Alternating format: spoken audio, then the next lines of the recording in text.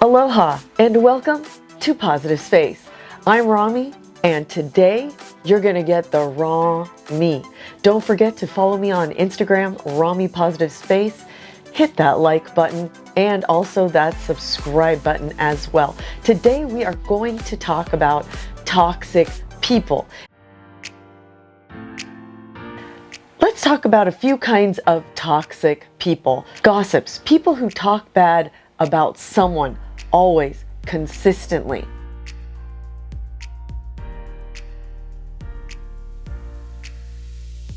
People that don't like it when you win. So these are people who don't build you up. They don't encourage you when, say, you've got a win in your life.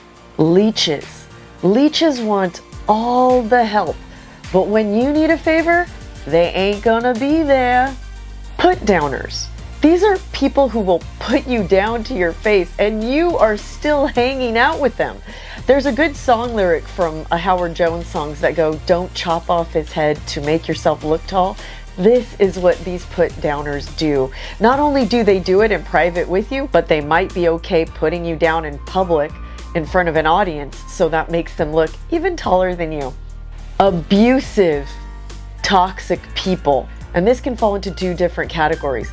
They may be verbally abusive and they may be physically abusive. We also got the "it's all about me, I'm a bag of chips and more, I'm a bag of chips and more."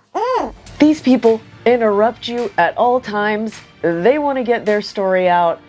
It's gonna happen no matter if you like it or not. They'll talk over you.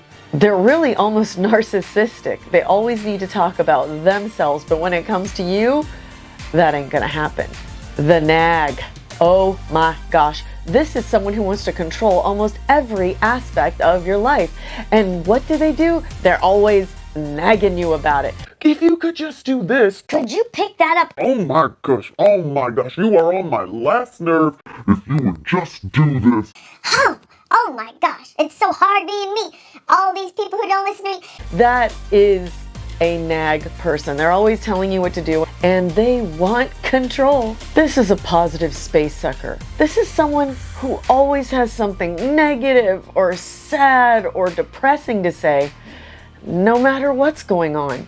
It just seems they're never happy about anything. If you feel drained being with them, well, that's why. They are a positive space sucker. So how do you know if you're in a toxic relationship? Well, if you feel any of these ways, you're feeling drained. You feel angry or sad after being with them. You don't look forward to seeing that person. You start sharing their traits even though you don't like it. For example, gossip. Say if you don't like to gossip, you're hanging out with them and then you start taking on that trait, or cussing, something like that. You start inheriting those traits and it's really hard for you to stop. Their drama becomes yours and it's pretty much all you can think about in a given day. If you say no to them and try to make boundaries, they try to talk you out of it and manipulate you. These are all signs that you could be in a toxic relationship. So Rami, how do you deal with this? Especially if you're a nice human, how do you deal with this? 1, remind yourself of your limits. Before you talk or engage with them, mentally prepare your mind for what you can handle and what you might be getting from this person that you don't want to be attached to you. This is all awareness. Be very aware so that when you transition into hanging out with them or talking to them, you're fully aware of what's happening rather than letting them happen to you. 2, set time limits, whether that be 2 half-hour times or segments with them a week, or whether that's 1 hour in 2 weeks. It all depends. If you're related to them, that might be very difficult. But if you set time limits with them and then make sure you have a way of escape, plan something right up close to when you have to see them or communicate with them or engage, and then leave. Set limits on what you can and can't talk to this person about.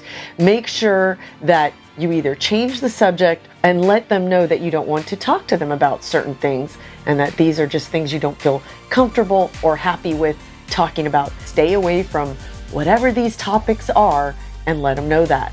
Take a break from them. If you know you can't even handle talking to them, take a break from them. Whether that's a week, and maybe you will limit your communication to them, maybe text instead of any verbal calls. Just take a break from them. Whatever that break looks like to you.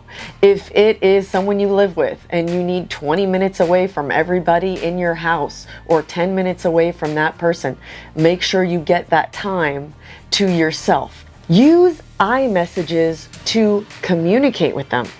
And if you're dealing with a bullheaded person or a narcissist person who's only thinking about themselves, this probably won't work. And if this doesn't work, you know you're dealing with a toxic person. Use iMessages.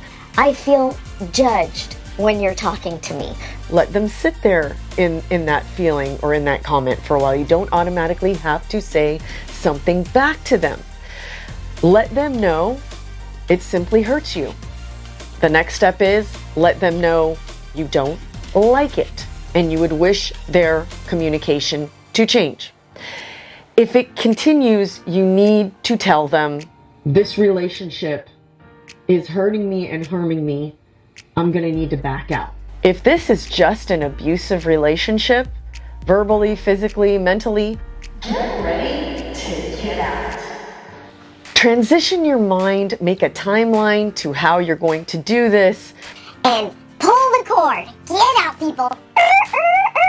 We're ready to leave. That's what you got to do. 1 Thessalonians 5:11. Therefore, encourage one another and build each other up. That's what God wants us to do. This is who He wants us to surround ourselves with. People who are going to build you up.